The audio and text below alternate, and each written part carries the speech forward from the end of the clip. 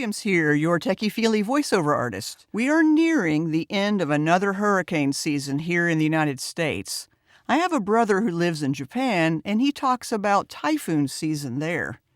Hurricanes? Typhoons? What's the difference? Let's find out. I'm glad you're here.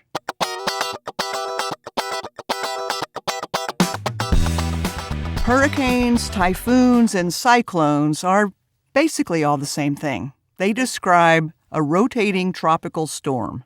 Hurricanes are the storms that form in the North Atlantic, central North Pacific, and eastern North Pacific. A rotating storm in the southern Pacific or the Indian Ocean is called a cyclone. And typhoons are storms that develop in the Northwest Pacific, like where Japan is located.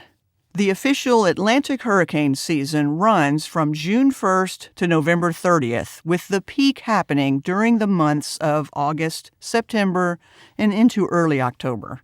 These storms can be different strengths, and the Saffir-Simpson Hurricane Wind Scale has been widely used to describe them. This scale is a 1 to 5 rating based only on the storm's maximum sustained wind speed, with Category 1 starting at 74 miles per hour or 119 kilometers per hour, up to Category 5 starting at wind speeds of 157 miles per hour or 202 kilometers per hour. This scale doesn't take into account rainfall or storm surge, but it's a great predictor of potential property damage.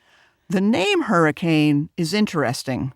The Mayans had a god of wind, storms, and fire known as Huracan. The deity of chaos and disorder in the Taino religion, which was practiced in the West Indies and Caribbean, also controlled the weather and created storms known as Huracan when unhappy. European explorers heard these names in relation to the storms they were experiencing in the Caribbean and brought that term back with them.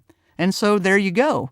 When we use the word hurricane, we're actually invoking indigenous gods and spirits. Whether it's a hurricane, a typhoon, or a cyclone, one thing can be certain. They can be dangerous and destructive storms. So if you hear of one forming, pay attention to see whether it will impact the area where you are or where you might be traveling.